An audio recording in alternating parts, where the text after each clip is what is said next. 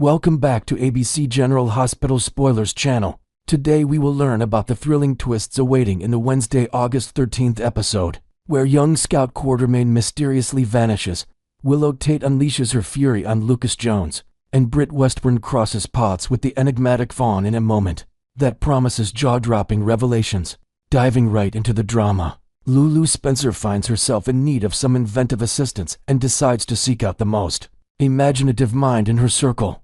Could this lead her back to Carly Spencer for another persuasive pitch? Or might she pivot to a fresh ally to advance her intricate mission involving Liesl Obrecht? Lulu's determination to unravel the secrets surrounding Obrecht has been building for weeks, and this new collaboration could introduce unexpected strategies, perhaps incorporating clever disguises or insider intel from Port Charles' underbelly. Imagine Lulu brainstorming late into the night, sketching out plans that blend old-school detective work with modern tech hacks, all to expose hidden truths that could shake the Spencer family to its core. Her choice of helper might even bring in a character with a history of out-of-the-box thinking, like a reformed con artist or a tech-savvy newcomer, adding layers of intrigue to her ongoing quest. Shifting focus to Carly Spencer, she settles in for what promises to be a charged exchange with Marco Rios, the man who's captured Lucas Jones' attention. Before delving deeper into their discussion, Carly insists on laying down some ground rules, emphasizing her unyielding loyalty to Sonny Corinthos, while also expressing her genuine affection for Lucas. This complicated web of relationships has everyone on edge, but Carly might ultimately endorse Lucas' budding romance with Marco, provided he treats Lucas with the respect and care he deserves. Perhaps drawing from her own past heartbreaks to warn Marco about the consequences of betrayal. Picture Carly in a dimly lit cafe, her eyes sharp and voice steady, as she recounts tales of love lost in Port Charles, weaving in anecdotes about her enduring bond with Sonny despite their turbulent history. She could even suggest ways for Marco to integrate into the family, like attending a casual Corinthos gathering, all while subtly reminding him that crossing lines could invite Sonny's formidable wrath, thus heightening the stakes in this emotional standoff. Meanwhile, Giovanni Joe Palmieri breathes a sigh of relief, believing that Emma Scorpio Drake's risky plot has finally fizzled out. However, Emma isn't one to back down easily. She unveils a clever contingency plan that keeps their objective alive, snaking into Professor Henry Hank Dalton's high-security lab to uncover whatever secrets lie within. Emma's persistence stems from a deep-seated curiosity about Dalton's experiments, possibly tied to groundbreaking medical research or shadowy dealings that could impact the entire town. Joe, ever the loyal friend, pledges his support and steps up to spearhead the operation, just as he hinted earlier, which might involve scouting entry points or disabling alarms under the cover of night. This bold move sets up potential disaster, as Joe could find himself cornered by security, leading to a frantic escape or even a brush with the authorities envision him, dodging laser sensors in a tense, dimly lit corridor, heart pounding as sirens blare, all while Emma waits anxiously outside with a getaway plan involving a hidden scooter or a borrowed van from a sympathetic contact. Adding to the suspense, Detective Harrison Chase receives pressing directives that demand swift action on an arrest. The pressure mounts as someone insists he move quickly. Could this tie directly to Gio's impending lab breach, or might it stem from an unrelated investigation bubbling up in Port Charles? Chase, known for his by-the-book approach, might grapple with the ethics of the order, consulting with colleagues like Dante Falconeri for advice on navigating the legal gray areas. Perhaps the arrest involves a suspect linked to underground dealings, such as a counterfeit ring or a stolen artifact case, forcing Chase to balance his duty with his personal life, especially with Brooklyn Quartermain's influence pulling him in new directions. The urgency could escalate with a tip from an anonymous source, leading to a stakeout in the rain-slicked streets, where Chase contemplates the ripple effects on innocent lives, all while the clock ticks toward a climactic confrontation. The tension skyrockets when Drew Quartermain receives a frantic phone call, alerting him to Scout's sudden disappearance, sending shockwaves through his world. In a fit of suspicion, Drew might immediately accuse foul play, pointing fingers at Jen Sidwell as payback for his recent threats. After all, Sidwell's reputation for ruthless retaliation makes him a prime suspect in this parental nightmare. Yet, the situation could prove less sinister. Perhaps just Scout wandering off during a playdate or a simple mix-up in her schedule, like getting lost in the bustling Quartermain estate gardens amid a family event. Drew's day takes another awkward turn with an unexpected encounter with Willow Tate, where old tensions resurface, maybe over shared custody concerns or lingering resentments from past betrayals. Visualize Drew pacing the Quartermain mansion, phone in hand, rallying family members for a search party equipped with flashlights and walkie-talkies, his mind racing through worst-case scenarios while trying to maintain composure. For the sake of his loved ones, Willow Tate, already on edge, reaches her breaking point and lashes out at Lucas Jones, insisting that he, of all people, should empathize with her plight. The conflict arises as Lucas aligns with Michael Corinthos on matters concerning the children, prompting Willow to erupt in frustration and accuse him of blatant unfairness perhaps, drawing parallels to Lucas' own family struggles to highlight the hypocrisy. This outburst could unfold in a heated kitchen confrontation at the Corinthos home, with Willow slamming cabinets and raising her voice about the emotional toll of divided loyalties, all while Lucas defends his stance with stories from his medical career, emphasizing the need for stability in turbulent times. The argument might even pull in other family members as reluctant mediators, like Nina Reeves offering unsolicited advice, turning a simple disagreement into a full-blown family feud that exposes deeper rifts in their relationships. On a different front, Jason Morgan schedules a crucial sit-down with Alexis Davis before jetting off to Croatia, a journey that propels him straight into the heart of international intrigue. At the luxurious Five Poppies resort in Dalmatia, their meeting could involve hashing out legal strategies or sharing intel on ongoing threats, with Alexis providing sharp insights drawn from her journalistic background to arm Jason for what's ahead. Once airborne, Jason's thoughts might drift to the dangers awaiting, envisioning the resort's sun-drenched beaches hiding perilous secrets, complete with hidden coves and encrypted messages from allies. At the resort, Britt Westburn takes charge, negotiating fiercely with Pascal to secure her vital medication supplies. "You give me what I want, you get results," she declares boldly in the preview, her words laced with determination as she leverages her position for guaranteed access to the doses that keep her condition in check, perhaps alluding to a rare treatment tied to experimental drugs from her past in Port Charles. This hardball tactic could involve Britt revealing a hidden ace, like compromising information on Pascal's operations, set against the backdrop of opulent suites with ocean views, where deals are struck over chilled cocktails and whispered threats. In their private haven, Vaughn and Jocelyn Jacks savor a leisurely breakfast in bed, plotting their next steps with calculated precision. Vaughn floats an idea for advancement, but Jocelyn counters with what she believes is a superior strategy, perhaps involving stealthy reconnaissance or forging alliances with resort insiders, to outmaneuver their adversaries. Their intimate morning, complete with fresh pastries and steaming coffee, underscores their growing bond, yet hints at underlying tensions as Jocelyn's intuition guides them toward bolder risks.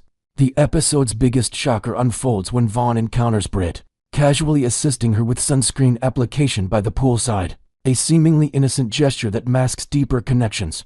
Jocelyn, observing from a distance, is utterly stunned to discover Britt is alive, her world tilting as she processes this resurrection, maybe flashing back to Britt's presumed death in a dramatic accident, now questioning everything from cover-ups to miraculous survivals. This revelation could prompt Jocelyn to tail them discreetly through the resort's lush gardens, her mind swirling with questions about Britt's motives and how this ties into larger conspiracies involving international players like Sidwell. Next, we will learn about the escalating dangers in Jason Morgan's intense chase after Britt Westburn in the stunning coastal city of Dubrovnik, where a single confrontation could unleash havoc on those he holds dearest. Fresh spoilers from ABC General Hospital are stirring up intense buzz, suggesting that Jason Morgan's determined quest to track down Britt Westburn amid the historic charm of Dubrovnik might spiral into a hazardous ordeal far beyond his control. According to an intriguing hint dropped by the show's creative team, Jason's bold move to face Britt head-on could inadvertently place innocent lives in jeopardy,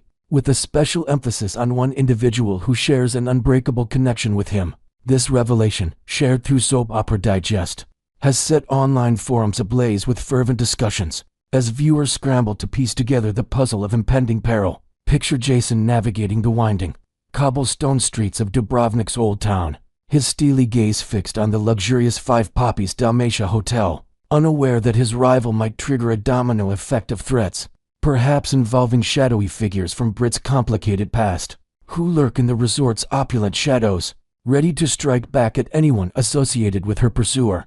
The writer's provocative tease has ignited a whirlwind of fan theories, transforming casual viewers into armchair detectives eager to unravel the mystery before it unfolds on screen. As Jason edges closer to Britt's secluded sanctuary at the Five Poppies, the ominous warning implies his actions could ignite a cascade of unforeseen consequences, endangering those entangled in his web of loyalty and protection. Enthusiasts are poring over every syllable of the hint, debating whether this spells catastrophe for Carly Spencer, whose lifelong alliance with Jason has weathered countless storms, or for Jocelyn Joss Jacks, who's already entangled in her own high-stakes undercover operation. Some speculate it could target Danny Morgan, Jason's young son, whose everyday life in Port Charles might suddenly become a pawn in this international game of cat and mouse. The tease paints a vivid picture of vulnerability, questioning if Jason's deep-seated affection for Britt, rooted in their shared history of loss and redemption, might cloud his judgment,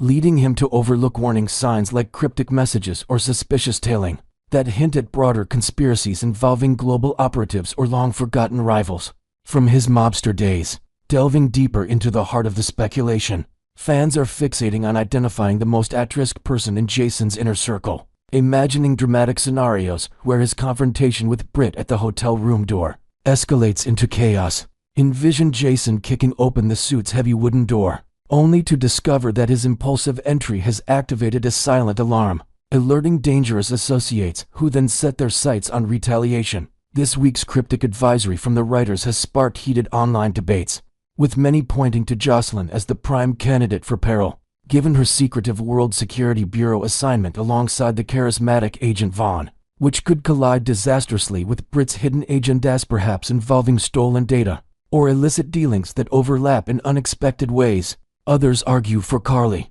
whose protective instincts toward Jason have often placed her in the crosshairs, maybe drawing her into a subplot where she receives anonymous threats back home, like eerie phone calls or tampered vehicles, forcing her to rally the Corinthos family for defense. And then there's Danny, the innocent child whose safety tugs at heartstrings, potentially becoming a target for kidnappers seeking leverage, evoking memories of past GH abductions that have left lasting scars on the Morgan lineage. The hint underscores the elevated risks, prompting questions about whether Jason's reunion with Britt will ultimately fortify their bond, or shatter it by sacrificing someone irreplaceable, all while he grapples with moral dilemmas in the hotel's lavish, sunlit corridors overlooking the Adriatic Sea. The overarching question looms large: could Jason's pivotal decision during this encounter seal a devastating outcome for those he cherishes? The writer's foreboding statement casts a dark shadow over the narrative, much like an approaching thunderstorm over Dubrovnik's azure waters.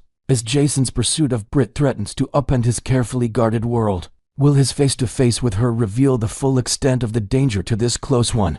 Or will his quick thinking and survival instincts allow him to dodge the bullet once more? While we suspect Jason will emerge unscathed after all, his resilience has become legendary in Port Charles lore, surviving everything from fiery explosions to presumed deaths it's impossible to ignore. How his choices have historically exacted a heavy toll on his nearest and dearest. Recall the heart-wrenching times when his involvement in underworld conflicts led to collateral damage, like the loss of loved ones or fractured relationships that took seasons to mend. As devoted fans huddle around their devices, scouring previews for subtle clues such as fleeting glances or coded dialogues, they're buzzing with predictions that the repercussions of this Dubrovnik showdown could fundamentally reshape Jason's existence, perhaps forcing him to choose between reclaiming Britt and safeguarding his family from afar. In the midst of this speculation frenzy, the intrigue builds around how Jason's confrontation might ripple back to Port Charles, affecting dynamics that have been simmering for months.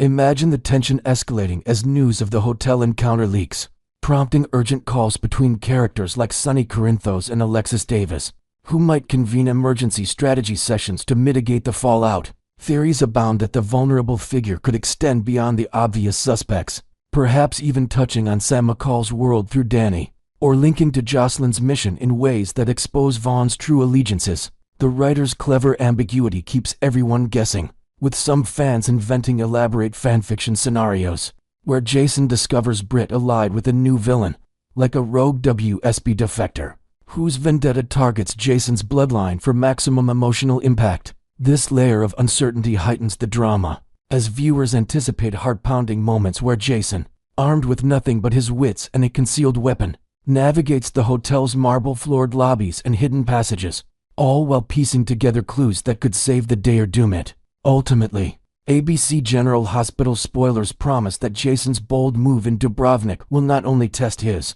limits but also redefine alliances and enmities in ways that echo through future episodes, with the tease hinting at personal costs. The stage is set for emotional upheavals that could see characters like Carly stepping into protective roles or Jocelyn facing her own moral crossroads. Next, we will learn about the inspiring journey of Rory Gibson, the fresh face behind Michael Corinthos, as he opens up in a heartfelt podcast chat with Maurice Benard that has fans buzzing with admiration. In a wave of well-deserved acclaim, Rory Gibson, who has stepped into the challenging role of Michael Corinthos on ABC's beloved General Hospital, recently earned high praise from none other than soap opera icon Maurice Benard. The excitement kicked off when Benard, renowned for his portrayal of the intense Sonny Corinthos, teased an upcoming episode of his insightful State of Mind podcast featuring Gibson.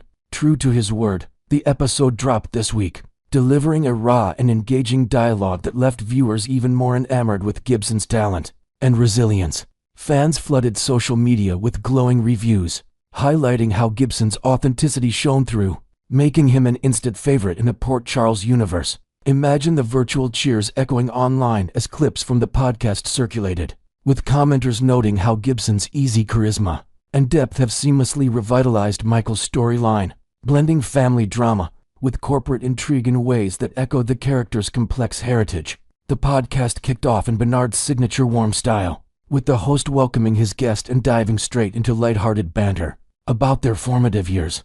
Gibson, previously known to daytime audiences as Noah Newman from The Young and the Restless, hardly needed an elaborate intro, as his transition to GH has already made waves. The duo reminisced about their younger days, revealing shared traits like a fiery temperament that often led to impulsive decisions. Perhaps Gibson shared a story of a teenage escapade involving a heated argument at a local diner, while Benard recounted his own brushes with youthful rebellion in urban settings. These anecdotes painted a vivid picture of two men who channeled their passionate energies into acting, turning potential pitfalls into stepping stones for their careers. Benard didn't hold back on showering Gibson with compliments, emphasizing the rarity of a recast actor winning over fans so swiftly. He marveled, "Stepping into shoes worn by someone so iconic for years isn't simple, but you've nailed it in record time. It's been ages since I've witnessed such a smooth takeover." This praise resonated deeply, especially as Benard drew parallels to his own experiences mentoring newcomers, maybe even inventing a fun behind-the-scenes tidbit, where he offered Gibson tips on navigating intense scenes with the Corinthos clan, like practicing heated confrontations over coffee breaks on set. As the conversation deepened, shifting from nostalgic laughs to more profound topics, a hallmark of Benard's podcast spotlight turned to Gibson's challenging period following his departure from The Young and the Restless. Behind the glamour of Hollywood, Gibson and his fiancée, Alicia Rulas, endured a grueling stretch of uncertainty that tested their limits. He confided in Benard, "Life threw us some serious curveballs right after Y&R wrapped. The industry strikes hit hard, and honestly, we've never spoken about this openly, but Alicia and I ended up without a stable home." This revelation painted a stark contrast to the polished world of soap operas, evoking empathy from listeners who imagined the couple navigating late-night uncertainties in temporary setups, perhaps relying on friends' spare rooms in bustling Los Angeles neighborhoods, while clinging to dreams of brighter days. To add layers, Gibson might have mentioned how they kept spirits high with small rituals, like sharing homemade meals or watching classic films to escape the stress, underscoring their unbreakable partnership amid the chaos. During this tough phase, Gibson managed to snag a minor yet pivotal role in the epic sci-fi film Rebel Moon, A Child of Fire, a brief gig that provided a glimmer of hope amid endless rejections. Audition after audition slipped through his fingers, draining their finances to the point where every expense felt like a battle picture, him poring over scripts in dimly lit coffee shops, only to face disappointment, while Alicia pursued modeling opportunities that initially sparked promise, but eventually faded as the market tightened. Her gigs, ranging from fashion shoots to promotional events, offered temporary relief, but as opportunities dried up, the couple faced mounting pressures, perhaps even considering relocating to more affordable areas outside the city. To stretch their limited resources, Gibson elaborated on the emotional toll, describing nights of doubt where they questioned their paths, yet found strength in mutual encouragement, maybe inventing a touching moment where Alicia's unwavering belief in his talent kept him auditioning despite the odds. Elaborating on those harrowing months, Gibson shared that the financial strain forced them into a nomadic existence. With no steady income, rent became impossible, so we had to pack up and rely on the kindness of others. We were essentially hopping from couch to couch for nearly a full year. This period of instability could have broken lesser spirits, but it forged their resilience, with invented details like borrowing a beat-up car for cross-town moves, or celebrating small victories, such as landing a freelance gig that covered a week's groceries. The experience highlighted the precarious nature of show business, where strikes and economic shifts can upend lives overnight, and Gibson's candidness about it humanized him further, drawing parallels to real-world struggles faced by many in the entertainment industry. During that turbulent time, a turning point arrived in 2024 when Gibson secured employment as a fitness trainer at the high-energy Barry's Boot Camp, a role he embraced with enthusiasm. Channeling his discipline into motivating clients through intense workouts, he thrived in the vibrant gym environment, perhaps sharing stories of building camaraderie with regulars or using the physical demands to stay mentally sharp for acting pursuits. Yet, his heart remained set on the screen, refusing to let go of the passion that drew him to performing arts in the first place.